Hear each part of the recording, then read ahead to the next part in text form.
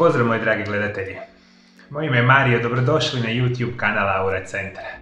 U današnjoj temi ću vas naučiti kako ćete zaspati za samo 1 minutu. I neće to biti tako jednostavno i lagano kao što ste možda pomislili na početku današnje emisije. Vi svi koji imate problema specijalno sa kroničnom nesanicom, vi se jednostavno morate učiti ponovno pravilno spavati. Jer mi živimo u vremenima kada skoro 50% odrasle populacije ima kroničnu praktično nesanicu.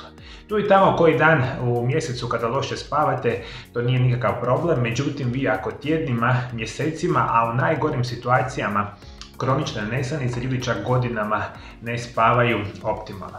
Za odraslu populaciju razmišlja se da je oko 7 sati dubokog noćnog sna ok, nekom će možda trebati 6 sati, nekom možda 8, to je generalno manje više svejedno i na kraju krajeva jako je individualna situacija. Međutim, vi ukoliko imate kroničnu nesanicu, danas ću vam dati najbolje savjete što ste ikada u životu čuli kako ćete jednog dana doći do toga da ćete zaspati praktično čim legnete u krevet. I današnju emisiju ću vam podijeliti u 3 ekstremno bitna segmenta.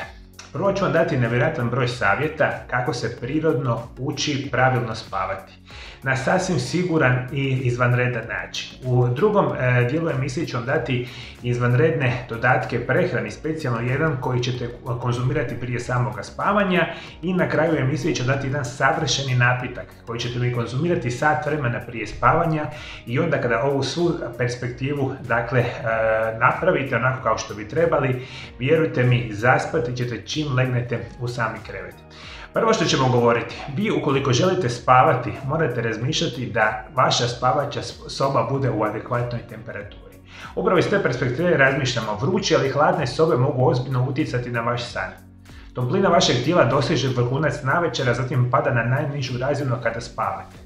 Pa se smatra da hladni 16 do 18 je idealna temperatura u spavaćoj sobi, temperatura iznad 24 stupnjeva Celzijusa vjerojatno će uzrokovati nemir, dok će hladna soba oko 12 stupnjeva otežati vaše spavanje, zato je enormno bitno da vi imate spavaću sobu u adekvatnoj temperaturi. Druga stvar što je iznimno bitna. Vi morate razmišljati da vi u vašoj spavaćoj sobi napravite što je veći mogući mrak ili tamo. Jer vi kada idete spavati, jedan specijalan hormon se treba izlučivati u vašem organizmu koji se naziva melatonin. On se jako brzo i kvalitetno izlučuje kada je vaša soba zatamljena što je više moguće. Dakle, što je veći mogući mrak, situacija je bolja za vas. Čak i ona mala noćna svjetla vam mogu ometati pravilno uspavljivanje i upravo iz te perspektive razmišljate jako dobro o samoj rasvjeti. Jer ono što se zapravo događa kad ugledamo svjetlost, naša tijela pretpostavljaju da je vrijeme za buđenje. Kad padne mrak, oslobađamo melatonin koji opušta tijelo i pomaže da lakše se uspavamo.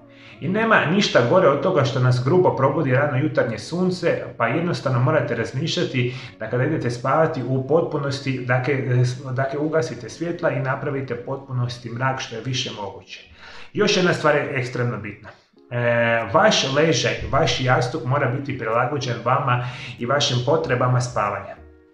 Kvalitetan madrac, kvalitetan jastuk. Isto tako, morate mi razmišljati, samo jako dobro vodite računa.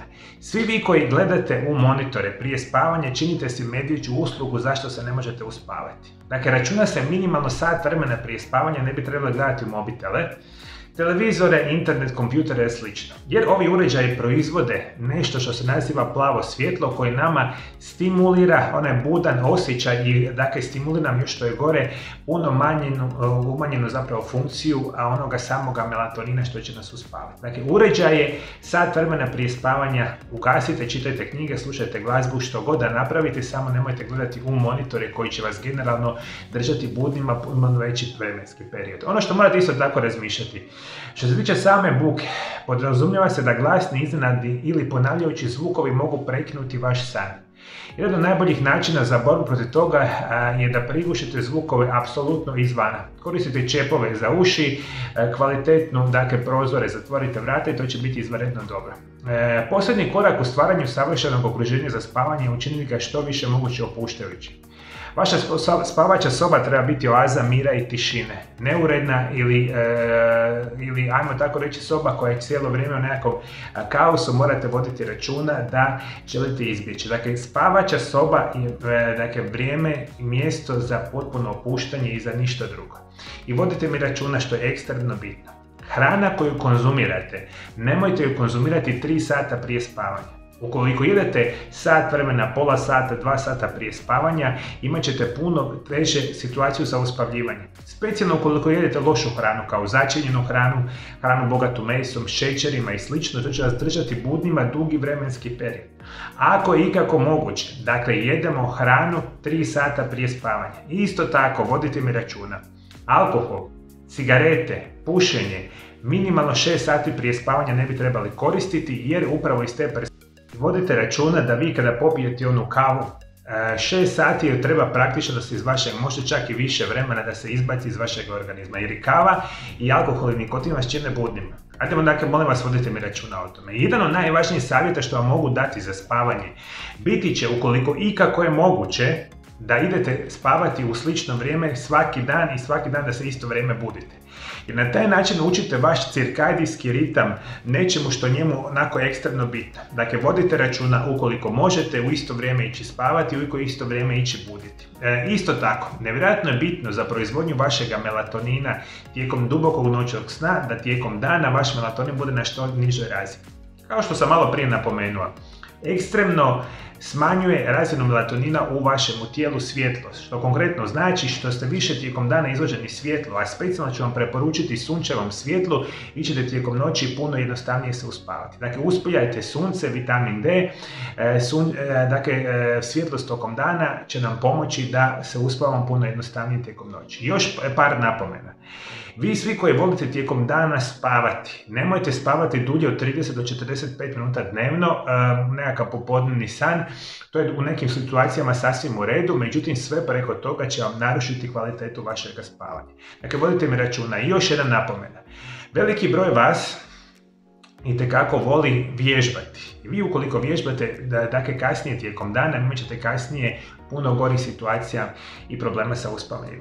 Jeste me to, dragi moji gledatelji, sada shvatili? Ovo su vam sve izvanredni savjeti koji kada se usvjerite i kada budete dobili onu situaciju koja vama treba, imat ćete puno bolju perspektivu za kvalitetan i duboki san. Isto tako moramo voditi računa o tome što nas definitivno drži budnima i što nas čini samom nesanicom. Dakle, prije svega moramo voditi računa da su uzroci psihološke naravi. Često je to pitanje stres, depresija, anksioznost ili tuga.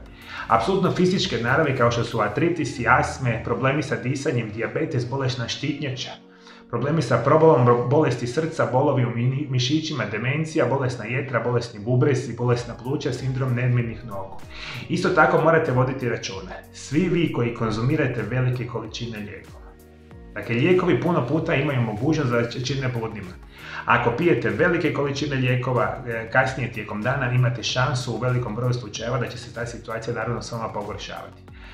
Lijekovi, bolesti, stres, sve je to ono što nama potencijalno uzrokuje ove probleme. Isto tako problemi sa hormonima. Specijalno vi koji uzimate hormonsku nadomjesnu terapiju ili ukoliko ste u situaciji da imate menopauzu, tegobe i slično, to su sve oni najgori uzroci zašto vi ne možete spavati. I svaki od tih uzroka moramo prvo prirodno riješiti da si damo šansu da jednog dana kvalitetno se uspavamo. Dakle, ovo su vam najgori uzroci, ono su vam načini kako ćete se lijepo i krasno uspavati. I sad idemo pred kraj emisije. Dakle, želim vam napomenuti, najveći uzrok zašto vi ne možete spavati je upravo izuzetno mala količina nečega što se naziva melatonin u vašem organizmu. Kao što sam tijekom emisije vama rekao.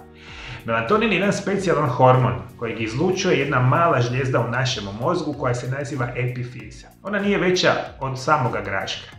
I mi kada smo zdravi, kada sklopimo oči, rekli smo kada je tama, kada ide na prostorija, temperatura u prostoriji koju spavamo, iste sekunde u krvotok dolazi melatonin i vi ćete zaspati u roku minutu, 2, 3, 5 minuta. Međutim, vi koji imate kroničnu nesanicu, vi imate izuzetno male količine melatonina u vašem tijelu i sve ono što trebate je, moja će velika preporuka biti 2 sata prije spavanja obavezno ćete popiti od 1 do 6 mg melatonina. Ukoliko ste u blažoj nesanici, vama će biti dovoljno 1 do 2 mg melatonina svaki dan. Vi to možete bez problema tjednima raditi bez ikakve nuspore. Ukoliko imate malo veći problema, uzimajte slobodno 3 do 4 mg svaki dan tjednima bez ikakvog problema. A ukoliko imate teški oblik kronične nesanice, studije pokazuju da čak do 6 mg melatonina možete tjednima koristiti bez ikakvih problema. Dakle, uravnotežimo pravilno naše savjetima za spavanje. 2 sata prije spavanja popit ćemo melatonin, onoliko koliko nama treba da se kvalitetno uspavamo, i zadnja preporuka će biti moj izvanredan napitak.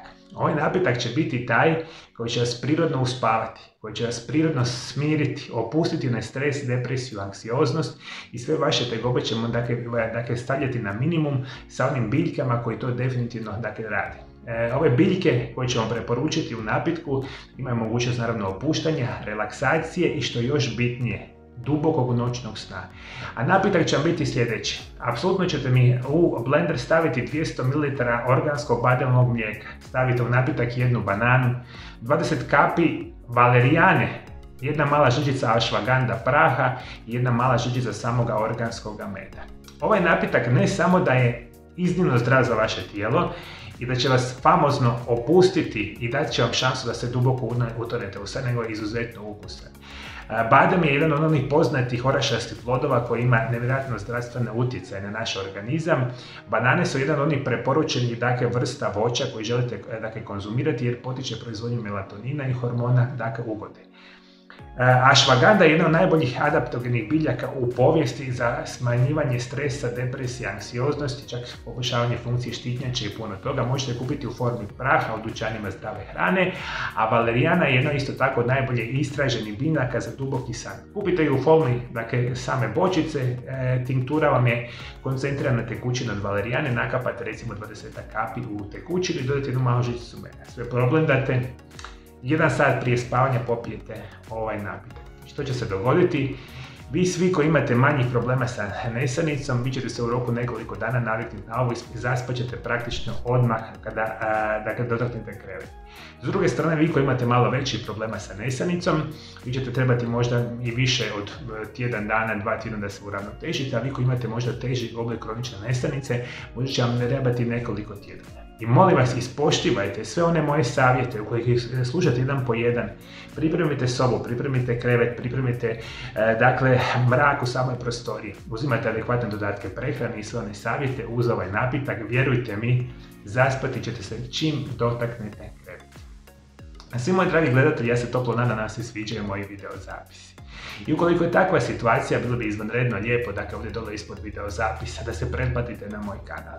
Na taj način ćete potaknuti puno bolju perspektivu vezano uz preporučivanje ovih video zapisa moga kanala drugim osobama u svijetu. Kliknite na ikonu pretplati me, kliknite na ikonu zvona. Iste sekunde postajete dio jedne velike zajednice mojih dragih gledatelja i pratitelja iz cijeloga svijeta i što je najbitnije od svega toga, mi kao zajednici ćemo pomoći još većem broju osoba dijelom naše zemaljske kugle ovim zdravstvenim savjetima koji izuzetno velikom broju osoba naravno može pomoći. Hvala najljepše moji dragi gledatelji što me pratite do druge emisije, ja vam želim lijep i ugodan pozdrav.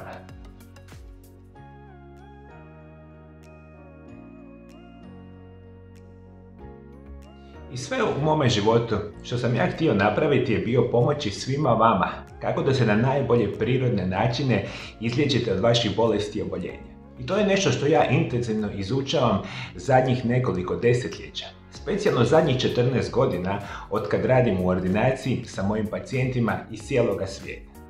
I svi vi, ukoliko imate bolesti srca i krvnih žila, imate problema sa visokim krvnim tlakom, sa nastankom možda krvnih ugrušaka, imate problema sa mozgom, potencijalan razvoj demencije, probleme sa pamćenjem, probleme sa koncentracijom, ukoliko imate bolesti bubrega, bolesti pluća, bolesti jetre, ukoliko ste jedna od onih osoba koji ima problema sa probavnim sustavom, pa imate nešto što se naziva gastritis, GERD, Kronova bolest, ulcerosni kolitis, zatvor, bolesti infekcije mokraćnog sustava, imate možda problema sa prostatom, problema sa nečim što se naziva višak mokraćne kiseline, imate bolest koja se naziva giht ili bubrežni kamenci. Ukoliko ste jedna od onih osoba koja ima problema sa očnim bolestima kao što su makularna degeneracija, katarakta, glaukom ili suhe oči, bolesti štitnjače, naglubežne žlijezde, hormonalne tegobe, kožne bolesti, ili ste jednostavno jedna od onih osoba koji se bavi sa sportom profesionalno i rekreativno i želite vaše performanse ili vaše tijelo dovesti na najbolju perspektivu vezano za izgradnju mišićne mase i izdržljivosti, ili želite jednostavno imati najbolje prirodne opcije prehrane i liječenja i želite možda izgubiti kilograme na najbolji, najprirodniji mogući način. U svemu tome i puno toga ostaloga ja vam izuzetno mogu pomoći u mojoj ordinaciji. I ukoliko želite moje savjete i moje osobne programe prirodnog liječenja svih vaših tegoba, kontaktirajte moju ordinaciju na ove brojeve telefona iz inozemstva. Ili kontaktirajte moju ordinaciju Aura Centar iz Valpova u Hrvatskoj na ove brojeve telefona iz Hrvatske. I sve što trebate nazvati ordinaciju, dogovoriti termine i ja ću se drage volje potruditi svima vama dati najbitnije i najbolje opcije i prirodne programe liječenja. Mi to možemo napraviti na hrvatskom jeziku, ali isto tako na njemačkom ili engleskom jeziku.